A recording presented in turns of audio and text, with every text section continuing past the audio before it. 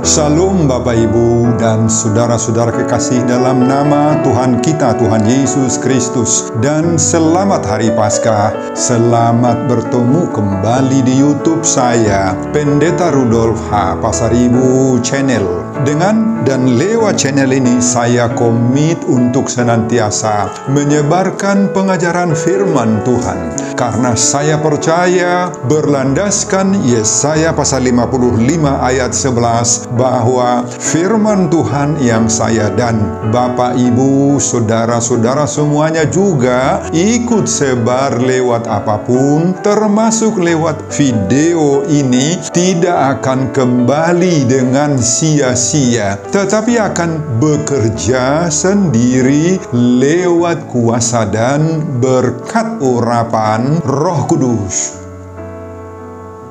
Mari Bapak Ibu dan saudara-saudara semuanya, saya ajak membantu saya untuk menyebarkan pengajaran firman Tuhan khotbah di pertangyangan Minggu Perayaan Paskah 17 April 2022, terambil dari kitab Mazmur pasal 103 ayat 1 sampai dengan ayat 5. Dan bacaan dari Injil Lukas pasal 24 ayat 1 sampai dengan ayat 12. Diikat oleh topik atau tema Yesus telah bangkit.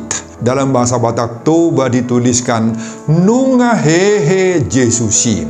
Saya baca untuk kita. Mari Bapak Ibu dan saudara-saudara, simaklah pembacaan firman Tuhan berikut ini. Judul perikop Mazmur 103 mulai dari ayat 1 sampai ayat 22 adalah Pujilah Tuhan hai jiwaku, dan nats khotbah kita dari ayat 1 sampai dengan ayat 5. Dari Daud, Pujilah Tuhan hai jiwaku, pujilah namanya yang kudus hai segenap batinku. Pujilah Tuhan hai jiwaku, dan janganlah lupakan segala kebaikannya. Dia yang mengampuni segala kesalahanmu, yang menyembuhkan segala penyakitmu. Dia yang menebus hidupmu dari lubang kubur, yang memahkotai engkau dengan kasih setia dan rahmat. Dia yang memuaskan hasratmu dengan kebaikan, sehingga masa mudamu menjadi baru seperti pada burung Raja Wali. Bapak, Ibu, dan saudara-saudara, demikianlah nats khotbah kita pada pertangyangan di perayaan Paskah 17 April 2022. Pada saat kita melaksanakan ibadah keluarga pertangyangan di minggu ini, masih dalam suasana pasion untuk memperingati penderitaan Yesus. Tetapi nats epistel bacaan kita, yakni yang menjadi khotbah evangelium di perayaan Paskah 17 April 2022 dari Lukas pasal 24 ayat 1 sampai dengan ayat 12, menceritakan tentang peristiwa sukacita yang terjadi di hari ketiga sesudah penyaliban Yesus, dan itulah hari pertama, yakni hari Minggu itu, sebagaimana ayat 1. Apa yang terjadi di hari pertama atau di hari Minggu itu? Menurut perikop itu, pada pagi-pagi benar 3 orang wanita pencinta pengagum Tuhan Yesus, yakni Maria dari Magdala, Yohana, dan Maria ibu Yakobus berangkat ke kuburan Yesus. Sesampainya di kuburan, ketiga perempuan ini melihat batu penutup kuburan itu sudah terbuka, dan setelah masuk, mereka tidak menemukan mayat Tuhan Yesus lagi. Sementara mereka berdiri termangu-mangu karena kejadian itu, tiba-tiba ada 2 orang berdiri dekat mereka, memakai pakaian yang berkilau-kilauan. Dan ketiga orang perempuan ini sangat ketakutan dan menundukkan kepala. Tetapi kedua orang itu berkata kepada mereka, "Mengapakah kamu mencari Dia yang hidup di antara orang mati? Ia tidak ada di sini. Ia telah bangkit." Saudara, epistel atau pembacaan kita di pertangyangan Minggu Paskah 17 April 2022 ini memberitakan kepada ketiga perempuan pencinta Yesus tadi, dan juga bagi kita di saat mendengar khotbah ini, bahwa Yesus bangkit dari kematian. Dan sekarang nats khotbah kita di pertangyangan Minggu Paskah ini yang terambil dari kitab Mazmur 103 ayat 1 sampai dengan ayat 5 berbicara tentang memuji Tuhan.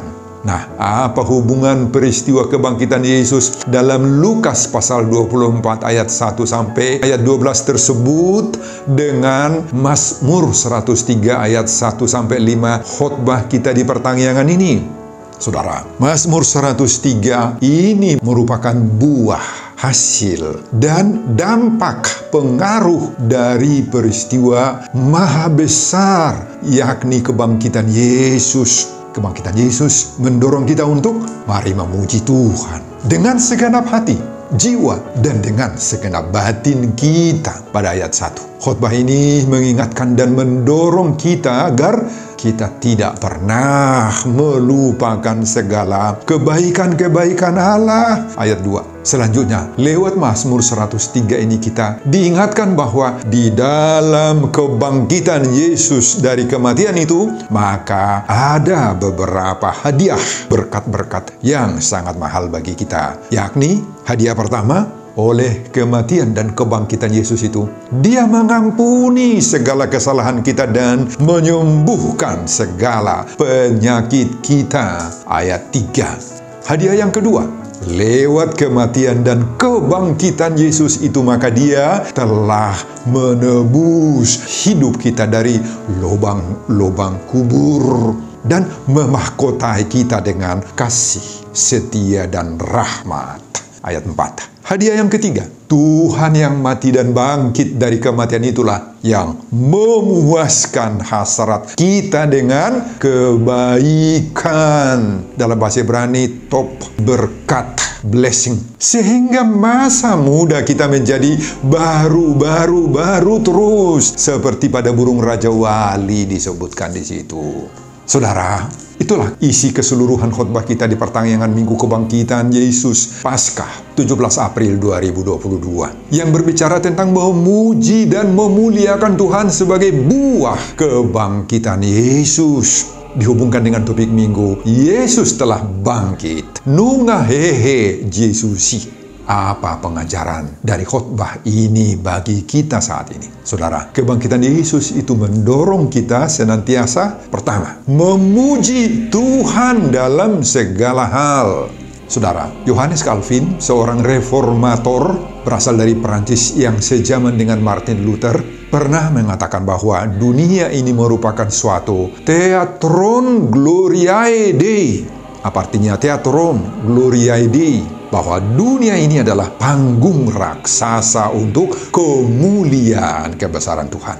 Dengan ucapan itu, Calvin hendak menegaskan bahwa semua makhluk yang ada dalam alam semesta ini, tepatnya segala yang bernafas di dunia ini, harus memberi puji-pujian kepada Tuhan. Puji-pujian itu dapat disampaikan lewat aktivitas hidupnya, lewat suara, nyanyian, kicauan, seperti misalnya burung, suara desiran ombak, yakni air laut, dan berbagai-bagai ragam kegiatan lainnya. Seorang yang bernama William Shakespeare, sastrawan kenamaan Inggris, pernah juga mengatakan bahwa dunia ini adalah panggung sandiwara, semua kita punya perannya masing-masing.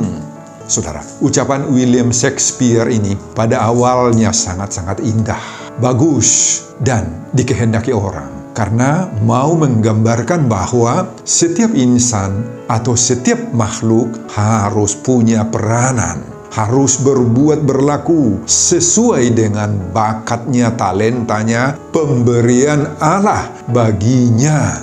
Namun ternyata lama-kelamaan ucapan Shakespeare ini menjadi kabur karena disalahartikan oleh manusia, oleh banyak orang. Seolah-olah setiap orang disuruh untuk bersandiwara, sehingga dia jatuh kepada kemunafikan atau kepura-puraan.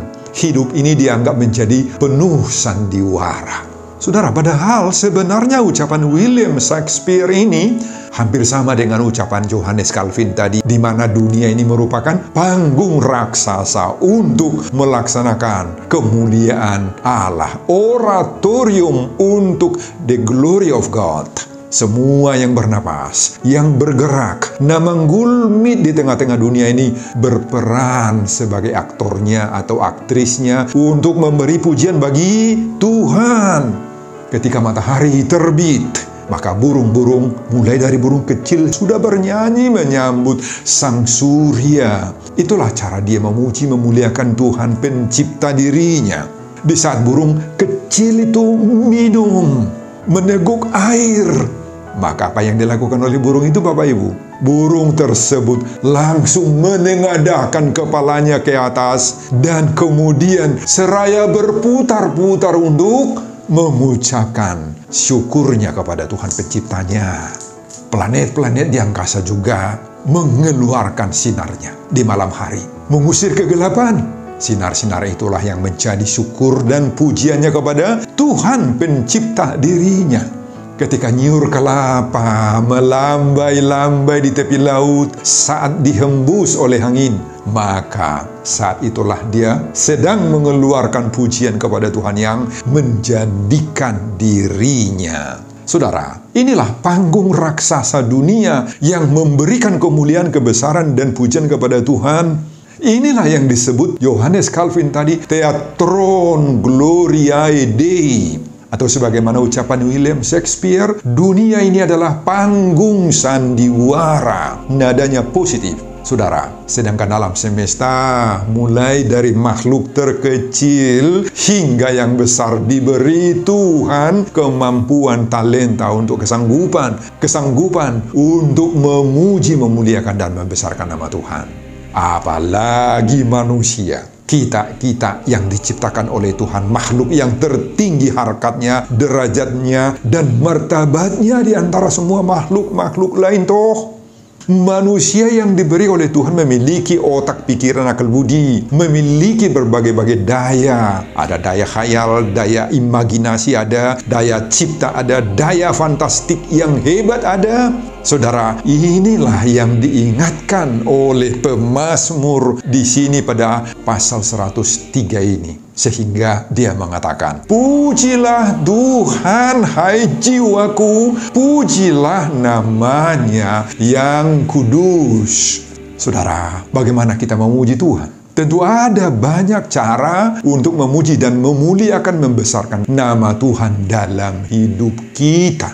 Namun yang pasti, memuji Tuhan di sini tidak hanya sekedar kita berada dalam ibadah, dalam doa, dalam pertemuan-pertemuan rohani yang rutin saja. Tidak hanya sekedar melalui mulut, nyanyian, dan hal-hal yang lain. Memuji Tuhan tidak hanya pada saat hidup kita itu berada dalam sukacita, dalam bahagia, dalam menerima berbagai-bagai berkat, banyak rejeki, dan sehat. Tidak hanya sampai di situ. Memuji Tuhan tidak hanya ketika studi daripada kita atau anak-anak kita berhasil, atau ketika pekerjaan mereka sukses, atau di saat jabatannya naik, dan lain-lain. Bapak, Ibu, dan saudara-saudara, memuji Tuhan itu harus terjadi dalam segala waktu, segala kondisi, segala situasi hidup kita. Baik situasi menyenangkan ataupun tidak menyenangkan, baik dalam keadaan sedih maupun duka pun, kita harus memuji Tuhan. Jadi memuji Tuhan itu harus dalam segala keadaan atau kondisi, sekali lagi. Karena kita tahu bahwa Tuhanlah yang berada bersama-sama dengan kita di saat bagaimanapun keadaan kita itu. Itu sebabnya Daud mengatakan dalam nats khotbah kita di pertangyangan ini bahwa memuji Tuhan harus keluar atau timbul dari dalam jiwa dan batin kita sendiri. Kenapa pemazmur hanya menyebutkan jiwa dan batin di sini? Kenapa Daud menekankan jiwa dan batin untuk memuji, membesarkan nama Tuhan? Benar bahwa semua unsur-unsur yang ada dalam hidup kita, dalam tubuh kita ini adalah satu. Tetapi jiwa dan batin itu ada bedanya dengan bagian-bagian lainnya, seperti tubuh atau seperti otak atau kepala atau perasaan dan lain-lain. Beda dari jiwa dan batin itu. Jiwa dan batin itu merupakan unsur yang terdalam dari tubuh dan yang sangat sensitif sekali. Jiwa dan batin inilah yang pertama-tama merasakan campur tangan dan pendampingan Tuhan di saat kita mengalami suka ataupun duka, mengalami bahagia ataupun sedih. Itu sebabnya pemazmur mengarahkan jiwa dan batin hendaklah memuji dan memuliakan Tuhan. Karena kalau jiwa dan batin itu sudah memuji Tuhan, maka dia akan mengarahkan semua unsur-unsur tubuh kita yang lain, seantero hidup kita ini, untuk merasakan campur tangan, kebaikan-kebaikan, dan kasih Tuhan yang besar bagi kita. Jadi pujian itu, Bapak Ibu dan Saudara-saudara, dimulai dari hati, dari jiwa, dari batin, dan kemudian merembes kemana-mana ke segenap tubuh atau hidup kita ini sendiri. Sehingga kita akan memuji Tuhan itu dalam segala waktu dan dalam segala kondisi hidup kita. Amin Bapak Ibu. Itu pengajaran pertama. Pengajaran yang kedua, bagaimana kita memuji Tuhan. Jangan melupakan kebaikan Tuhan. Saudara, selain mengingatkan jiwa dan batin tadi untuk memuji dan memuliakan, membesarkan nama Tuhan, pemazmur yaitu Daud juga ingin mengingatkan jiwa dan batin atau hidup keseluruhan kita seutuhnya itu agar tidak melupakan kebaikan-kebaikan Tuhan. Saudara, tentu ada alasan yang kuat bagi pemazmur. Kenapa harus mengingatkan jiwa dan batin atau hidup kita seutuhnya ini agar tidak melupakan Tuhan? Toh, apa alasan pemazmur? Pertama-tama, dalam kenyataannya, dosa atau iblis itu selalu membuat kita enggan memuji Tuhan. Sebaliknya, iblis itu ingin merampas hasrat keinginan kita itu untuk memuliakan Dia, memuliakan iblis sendiri, bukannya memuliakan Tuhan. Selain itu, yang tidak kalah pentingnya, penyebab kita sering melupakan kebaikan-kebaikan Tuhan adalah terjadinya berbagai-bagai kemelut, pergumulan, atau tragedi hidup yang kita alami, seperti kemiskinan, terjadinya sakit penyakit, terjadinya masalah-masalah dalam keluarga, masalah dalam pekerjaan sehari-hari. Sangat-sangat kuat itu menyebabkan kita melupakan kebaikan Tuhan. Ketika kesulitan datang, biasanya kita tidak sanggup lagi melihat kebaikan-kebaikan Tuhan dalam hidup kita. Sehingga kita akan melakukan 4 hal. Pertama, kita akan merasa diri kita tidak berdaya lagi, ingin menyerah saja. Kedua, kita segera mencari jalan-jalan keluar untuk mengatasinya. Ketiga, kita akan mencari orang-orang yang pintar, dukun-dukun, menggunakan kekuatan-kekuatan magic, jimat-jimat, penjaga daging, mandi kembang bunga, mandi jeruk purut, untuk menghindarkan ketakutan dan rasa duka kita itu, Bapak Ibu. Dan keempat, semua kejadian-kejadian dalam hidup kita yang tragis tadi itu akan menyuruh kita membenci Tuhan, membenci segala ibadah, membenci segala doa, melupakan segala apa yang dilakukan oleh Tuhan dalam hidup kita. Saudara, inilah yang membuat kita sering lupa akan kebaikan-kebaikan Tuhan. Masih ada yang lain. Kesibukan kita sehari-hari itu juga sangat-sangat kuat untuk membuat kita melupakan Tuhan. Sebab bagi kita yang terpenting adalah melakukan pekerjaan kita. Sehingga menurut kita, jangan ada yang merusak konsentrasi berpikir dan merusak pekerjaan-pekerjaan kita. Dan selain yang kita sebutkan barusan tadi, satu hal lagi yang paling parah dan yang sering membuat kita melupakan kebaikan-kebaikan Tuhan. Kita menjadi lupa daratan. Apa? Kesombongan kita, keangkuhan kita. Karena kita sudah memiliki banyak kesuksesan. Mungkin juga ada kehebatan-kehebatan kita. Kita punya banyak uang, banyak harta, dan sebagainya. Semua ini akan kuat sekali membuat kita melupakan Tuhan. Saudara, jangan lupa kita bahwa itu semua berasal daripada kebaikan-kebaikan Tuhan. Banyak kebaikan-kebaikan Tuhan yang sudah kita nikmati dan yang tidak boleh kita lupakan Bapak Ibu. Banyak sekali. Pemazmur pada ayat 3 sampai dengan ayat 5 Nats ini menyebutkan beberapa hal yang membuat kita tidak boleh melupakan Tuhan. Mulai dari karena Tuhan sudah mengampuni segala kesalahan kita, sudah menyembuhkan segala penyakit, sudah menebus hidup kita dari lubang kubur, yang juga memahkotai kita dengan segala bentuk kasih setia, rahmat, dan panjang umur. Semua itulah yang menjadi alasan sehingga kita tidak boleh melupakan Tuhan Bapak Ibu. Jadi kebaikan-kebaikan Allah itu tidak hanya sekedar pemberian ataupun kita mendapatkan uang, mendapatkan kekayaan, jabatan, kesuksesan hidup duniawi saja. Tidak. Kebaikan-kebaikan Allah atau Tuhan itu yang paling utama dari semuanya itu adalah perjuangan Yesus lewat kerelaannya mati tersalib, bangkit dari kematian demi keselamatan kita. Jangan dilupakan perjuangan Yesus ini. Inilah inti perayaan Paskah bagi kita Bapak Ibu. Lewat perikop khotbah kita ini.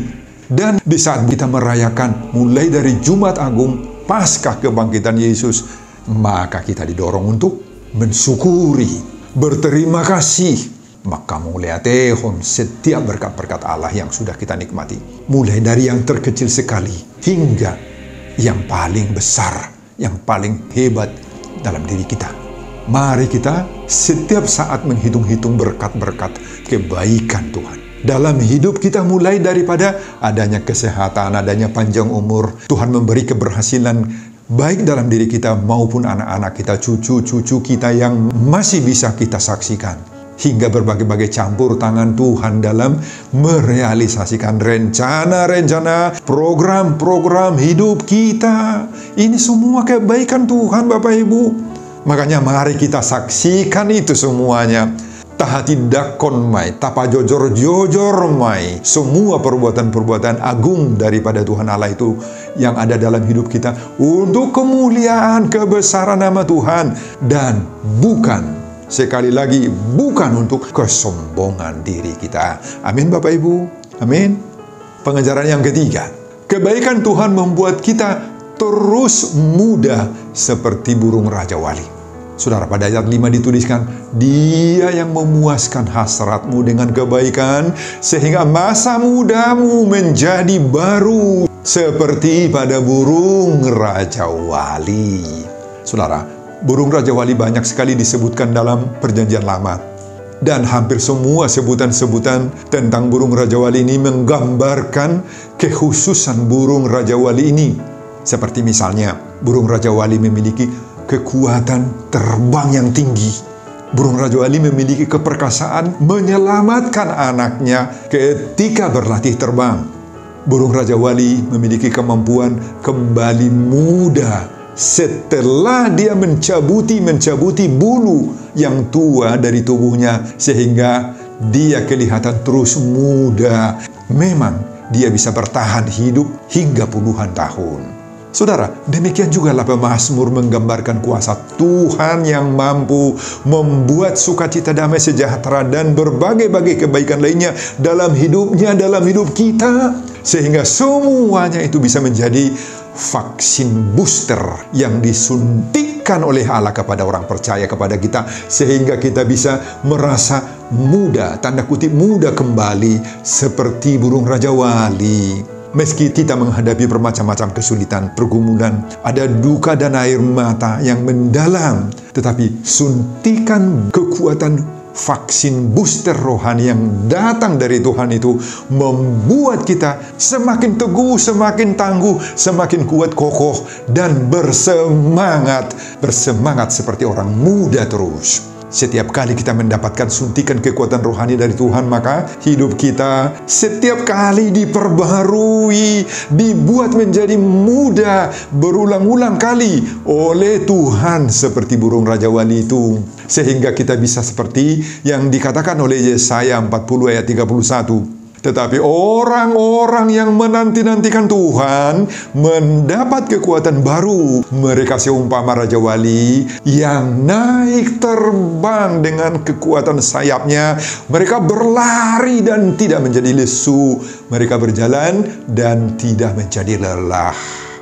Saudara, kuasa kebangkitan Yesuslah yang membuat suntikan rohani bagi kita untuk memenangkan setiap perjuangan iman, sehingga kita tetap merasa mudah dan bersemangat, memiliki kekuatan menjalani hari-hari hidup kita. Mari kita percayai kuasa kebangkitan Yesus. Kebangkitan Yesuslah yang membangkitkan semangat dan pengharapan yang kuat, kokoh dalam hidup kita ini. Amin Bapak Ibu. Selamat Paskah bagi kita semuanya. Sebelum saya mengakhiri khotbah ini kembali, saya mengajak Bapak Ibu dan saudara-saudara untuk membantu saya menyebarkan firman Tuhan khotbah di pertengahan Minggu perayaan Paskah 17 April 2022, terambil dari Mazmur 103 ayat 1-5 ini. Agar semakin banyak orang yang memiliki kekuatan rohani karena percaya bahwa Yesus telah bangkit. Nungahehe Yesusi termotivasi lewat khotbah ini. Simak juga video-video khotbah saya yang lain agar Bapak, Ibu, dan saudara-saudara memiliki sentuhan dan pemahaman rohani yang semakin diperkaya. Buka di YouTube saya, Pendeta Rudolf H. Pasaribu Channel. Selamat mengikuti ibadah pertangyangan di rumah masing-masing buat kita semuanya. Tuhan Yesus memberkati kita. Salam Horas. Amin.